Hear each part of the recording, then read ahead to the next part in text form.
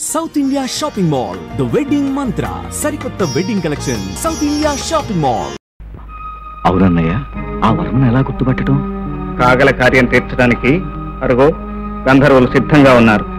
వాళ్ళు ఎవరిని రిసీవ్ చేసుకుంటారో వాడే Varma. Your attention please. Flight number ICW207 from Sri Lanka has landed. వచ్చేసి అడుగు వచ్చేసారు. స్వాగతం వర్మ, సుస్వాగతం. వచ్చారే స్నేహితులు నాకు తప్పుతుందా మరి? అడుగు వాడే వర్మ.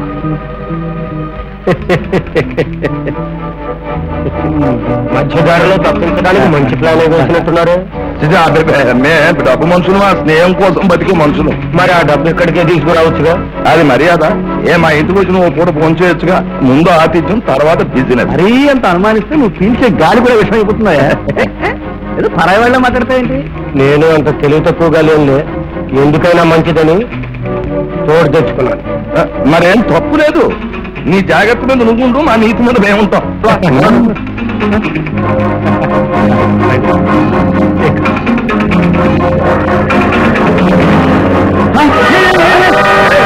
ఈ డ్రైవర్ గారు కావాలి పిచ్చే కింద మా అమ్మ తెలిసిపోతాడంటే అప్పటికి అవడం లేదు. ఏమిట్రా, ఏమైంది? కృష్ణమూర్తి తమ్ముడు కారు తీసుకుపోతుంది.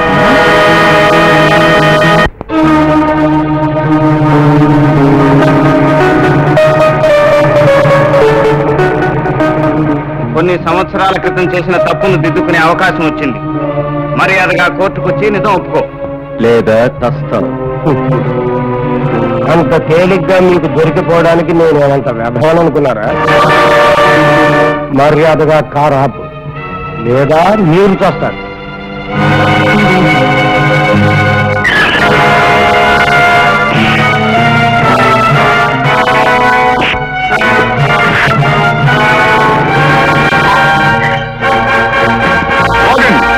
కృష్ణమూర్తి, మర్యాదగా వర్మను మాకు అప్పగించు, లేదా అందరూ ఇక్కడే తస్తారు. కనుక మా మాట విని త్వరగా కారెక్కు.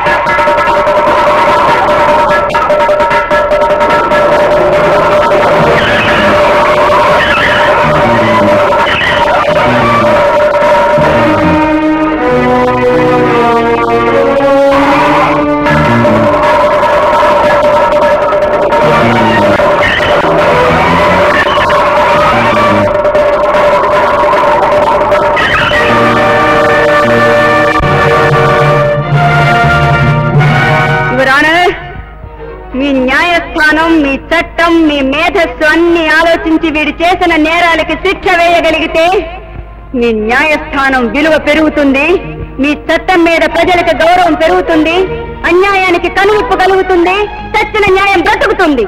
చూడండి, మీరు అనవసరంగా అతను చేసిన నేరం నిరూపించకుండా ఉద్రేకపడుతున్నారు. మీరు చెప్పేదానికి అతను చేసిన నేరానికి సాక్ష్యాలేమిటి? సాక్ష్యాలున్నాయి మిస్టర్ జస్టిస్. లాయర్ చంద్రశేఖర్ని నాగభూషణం చంపాడటానికి సాక్ష్యం ఈ పెట్టెలో ఉంది. ప్రత్యక్ష సాక్ష్యం ఎదురుగా ఉన్నాడు. చెప్పు, చూసింది చూసినట్టు చెప్పు. చెప్పరా, జరిగినట్టు చెప్పు. వెళ్ళు.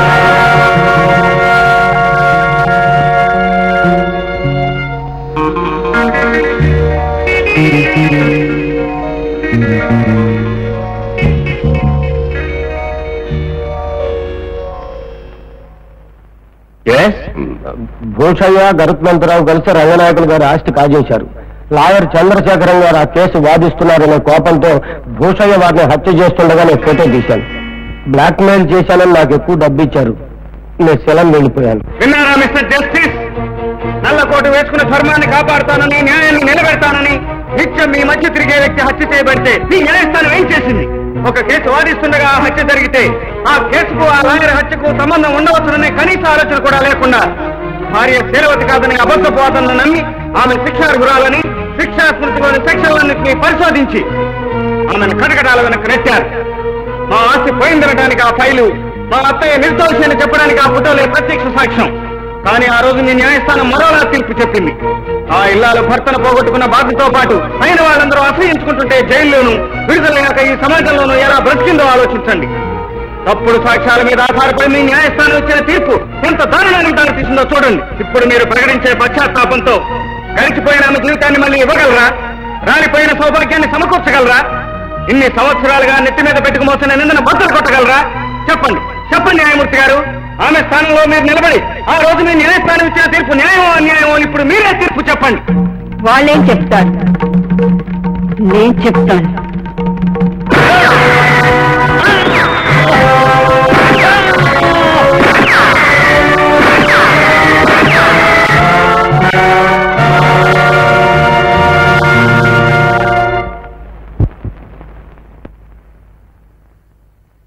యువర్ ఆనర్, ఆ రోజు చేయని నేరానికి శిక్ష అనుభవించాను. ఆ అనుభవించిన శిక్షకు ఈ రోజు నేరం చేశాను. అప్పే, నువ్వు పతితవు కావని సమాజాన్ని, నేరస్తురాలు కావని న్యాయస్థానాన్ని ఒప్పించాలనే నా ప్రయత్నాన్ని నీ ఉద్రేకంతో వృధా చేశావు. ఇప్పుడు నేను ఎలా రక్షించుకునేది? నువ్వు బ్రతికేది నా కోసం కాదు, ఈ దుర్మార్గుడి చావు కోసం. నన్ను దోషిని చేసి తాను పెద్ద మనిషిగా బ్రతికిన ఈ దుర్మార్గుణ్ణి దోషిగా నిరూపించి నా చేతులతో నేనే శిక్ష విధించాలనుకున్నాను. ఇన్నాళ్ళకి నా పంతం నెరవేర్చుకున్నాను. శివరానా, ఇప్పుడు మీరు నాకే శిక్ష అయినా విధించండి. సిగ్గుపడను, బాధపడను. నిర్దోషిగా హంతకురాలనిపించుకున్న నేను దోషిగా హంతకి అనిపించుకోవడానికి తలంచుకోను. నా భర్తని చంపిన దుర్మార్గుడు తల తీశానన్న గర్వంతో తలెత్తుకుని ఉరి సగర్వంగా నడిచి వెళ్తాను. సార్, న్యాయమూర్తి గారు, ఇప్పుడు మీ కళ్ళ ముందు జరిగిన సంఘటన నిజంగా మిమ్మల్ని కదిలిస్తే, న్యాయానికి అన్యాయం జరిగిందని మీరు అంగీకరిస్తే, మీ న్యాయశాస్త్రాలను తిరిగి రాయించి మీ చట్టాలను సవరించుకోండి. అధర్మంతో పోరాటంలో ధర్మం ఓడిపోకుండా చూసుకోండి.